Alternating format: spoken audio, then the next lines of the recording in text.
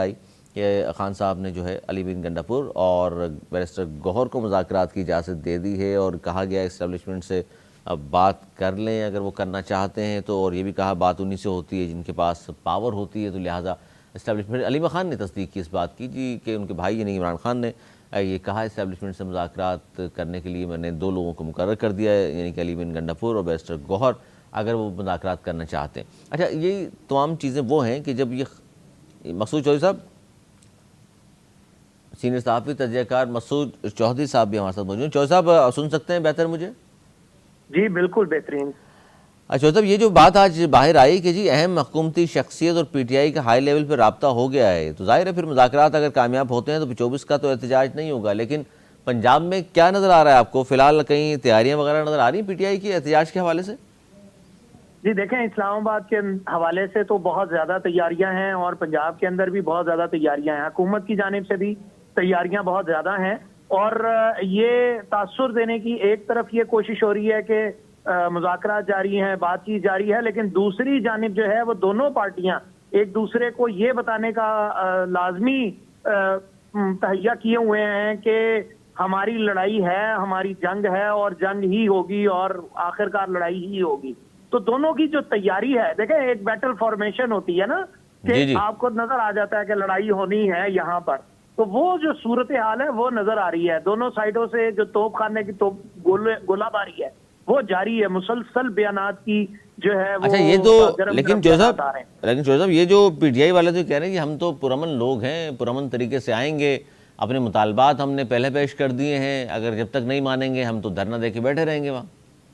جی دیکھیں، 9 مئی آج تک نہیں بھول رہا، اور 9 مئی بھی پرامن لوگوں نے ہی کیا تھا۔ پاکستان کے اندر آج تک تمام پرامن لوگ ہی رہے ہیں، ہمیشہ پرامن ہی ہوا ہے، احتجاج ہمیشہ پرامن ہی ہوتا ہے، اور سیاسی جو موومنٹ ہوتی ہے وہ ہمیشہ پرامن ہی ہوتی ہے۔ تو کسی بھی پولیٹیکل پارٹی کی بات ہو، چاہے وہ نون لیگ ہو، پیپلز پارٹی ہو، پی ٹی آئی ہو، کوئی ہو، وہ پرامن ہی احتجاج کرتے رہے ہیں ماضی میں بھی، لیکن ظاہر ہے کہ جب ہوا کا رخ بدلتا ہے تو پھر بہت ساری چیزیں تبدیل ہو جاتی ہیں۔ جی تو آپ کو خود کہہ رہے ہیں جی دونوں طرف سے تیاریاں بھرپور نظر آ رہی ہیں آپ کو، اور یہ جو خبر ہے کہ جی رابطے والی، تو آپ کے پاس بھی خبر ہے کوئی حکومتی شخصیت اور پی ٹی آئی کا بھی کوئی رابطہ ہوا ہے؟ جی یہ انصار عباسی صاحب نے آج جنگ میں مین جو ہے وہ سپر لیڈ کے ساتھ خبر لگی ہے، مین ہیڈ لائن ہے، تو سب نے پڑھی ہے، ہر کسی کے سامنے ہے، اور وہ اس کا پرائمری سورس ہے انصار عباسی صاحب، اور انہوں نے پاکستان کی تاریخ میں بہت بڑی بڑی خبریں دی ہیں، تو وہ اس کا پرائمری سورس ہے۔ تعلقات، مذاکرات، معاملات، ملاقاتیں یہ کافی دن سے جاری ہیں، پچھلے کافی دن سے بہت سارا ایسا کچھ ہے، لیکن ظاہر ہے کوئی صحافی خبر دے دیتا ہے اور کوئی صحافی خبر نہیں دے پاتا ہے، اور کسی کی کوئی مجبوری ہوتی ہے، کسی کی کوئی مجبوری نہیں ہوتی ہے، لیکن بہرحال انصار عباسی صاحب نے بھی نام نہیں لیا ہے کہ ان کا سورس کون ہے، اور اسی کو ہم بھی آنر کرتے ہوئے ابھی تک یہی رپورٹ کر رہے ہیں کہ ہمیں سورس نہیں پتا۔ لیکن علیمہ خان صاحبہ کا بیان ہو، پھر دوسری جانب سے آج فیصل واڈا صاحب نے نیشنل پریس کلب اسلام آباد میں پریس کانفرنس کے دوران بڑی گرما گرم اور دھواں گفتگو کی ہے۔ سہیل وڑائچ صاحب کا ایک جو ہے انہوں نے اپنا ایک فارمولا پیش کیا ہے جیو کے اوپر گفتگو کرتے ہوئے پروگرام میں، تو بہت کچھ ہے جو ہو رہا ہے۔ قومی حکومت کی بات بھی ٹیبل پر آ گئی ہے، عمران خان صاحب کے باہر آنے کی بات بھی ٹیبل پر آ گئی ہے، پھر اس کے علاوہ جو دیگر معاملات ہیں، دیگر باتیں ہیں، وہ ساری ٹیبل کے اوپر ہیں، لیکن اگر معاملات سیٹل نہیں ہوتے تو پھر جنگ تو نظر آ رہی ہے۔ جو صاحب ان تمام چیزوں کو اگر میں کہوں کہ آپ تمام خبروں کو دیکھ کر آپ کا تجزیہ ان تمام چیزوں کو دیکھنے کے بعد کیا ہے کہ اب کیا ہونے جا رہا ہے؟ دیکھیں، سب سے پہلی بات یہ ہے کہ کیا ہوا ہے۔ سب سے پہلے جو پرابلم، جو مسئلہ شروع ہوا تھا، وہ مسئلہ شروع ہوا تھا جس وقت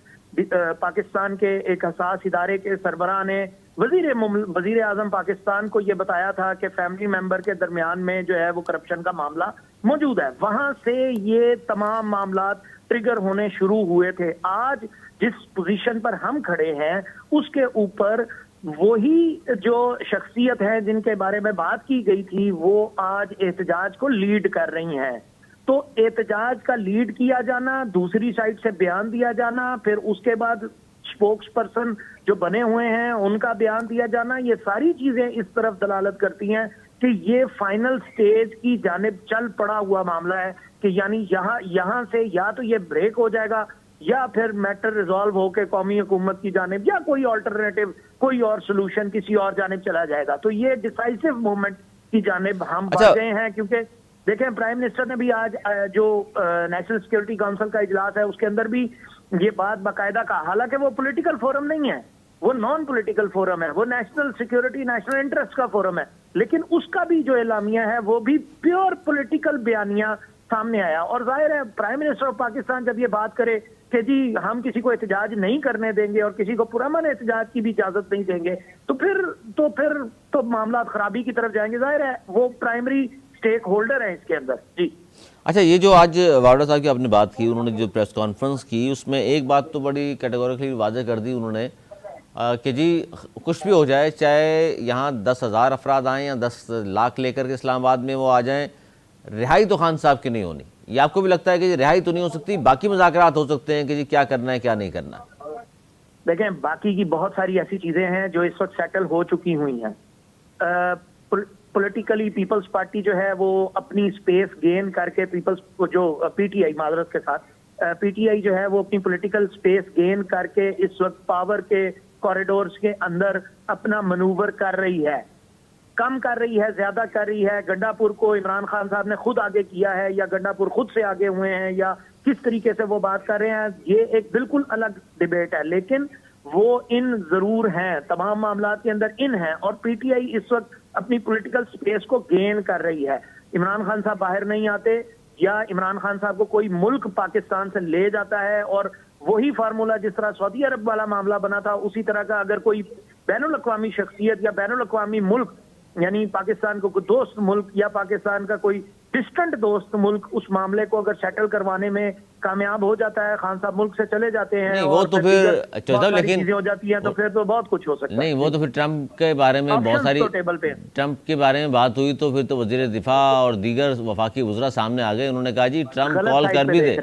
وہ کہتے ہیں ٹرمپ کال کر بھی دے, ہم نے نہیں دینا. نہیں غلط سائٹ پہ دیکھ رہے ہیں. ٹرمپ صاحب اس وقت اس طرح ان نہیں ہے, کوئی اور ایمبیسی, اس کے ایمبیسڈر اور کوئی اور ملک باقاعدہ طور پر اس وقت مذاکرات میں ان ہے, ان کا وفد بھی آیا ہے, انہوں نے یہاں پر چیزیں ویریفائی بھی کی ہیں, اسلام آباد کے اندر انہوں نے پولیٹیکل معاملات بھی دیکھے ہیں اور وہی ہیں. میں آپ کو ہنٹ دے دیتا ہوں, آپ صحافی ہیں پہنچ جائیں گے, میں نام جان کے نہیں لے رہا اس ملک کا, لیکن وہ ان کا ایک وفد ہے, اسی نے بتایا کہ جی کوئی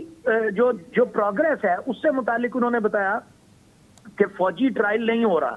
خان صاحب کا فوجی ٹرائل نہیں ہو رہا, حالانکہ اب سے چند ماہ پہلے تک مسلسل بار بار یہ خبر مارکیٹ میں آ رہی تھی, بار بار آ رہی تھی کہ جی فوجی ٹرائل ہوگا, فوجی ٹرائل ہو رہا ہے. آج فیصل واڈا صاحب نے بھی جو گفتگو کی ہے انہوں نے بھی اسی تناظر میں بات کی ہے, لیکن جو پریس کانفرنس ہے اس کے اندر انہوں نے فوجی ٹرائل کا لفظ استعمال نہیں کیا. یہ بڑا یہ جو ہنٹ ہے یہ بہت کام کا ہے اور بڑا سگنیفیکنٹ ہے. جی بالکل درست ہے, لیکن گارڈین نے بھی لکھا لیکن کہ فوجی ٹرائل کی طرف معاملہ نہیں جا رہا. اچھا, لیکن یہ جو واڈا صاحب کی ہم بات کرتے ہیں, ظاہر واڈا صاحب بہت باخبر آدمی ہیں اور جہاں سے خبریں لاتے ہیں اکثر و بیشتر خبریں درست ہوتی ہیں ان کی, تو وہ تو یہ کہہ رہے ہیں کہ جی لوگ نکلیں گے ہی نہیں پی ٹی آئی کے, تو یہ خبر بھی کہیں نہ کہیں سے آئی ہے ان کے پاس. دیکھیں جب یہ تو ایک بیانیہ ہے نا, نہیں وہ یہ کہہ رہے ہیں اس لیے نہیں, بیانیہ کا جواز وہی دے رہے ہیں کہ جی ان کے سارے لیڈرشپ کمپرومائزڈ ہے. لیڈرشپ چاہے کمپرومائز ہو, ایک بات میں آپ کو بتا دوں جو میں پلس سمجھتا ہوں پبلک کی, وہ پبلک پلس جو ہے وہ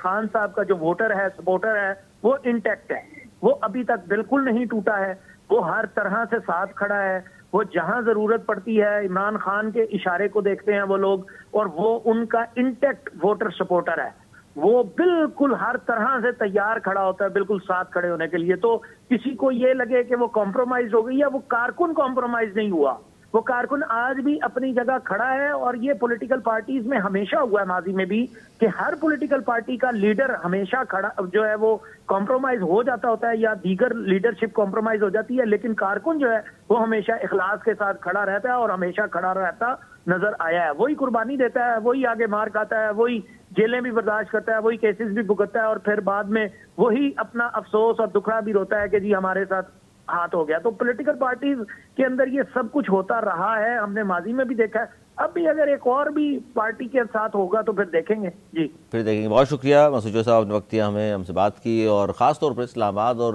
پنجاب کے حوالے سے جو آپ نے تجزیہ کیا کہ جناب تیاریاں دونوں طرف سے پوری ہیں. وہ کہہ رہے ہیں جی ایک طرف تو ظاہر حکومت نے جہاں دفعہ 144 نافذ کی ہے، وہیں رینجرز اور ایف سی کی جو 9000 اہلکار اسلام آباد طلب کر لیے ہیں، اور دوسری جانب پھر پی ٹی آئی کو دیکھیں تو ان کے لوگ بھی ایکٹیو ہیں اور کارکنان کو تیار کر رہے ہیں. اب چند دن رہ گئے ہیں.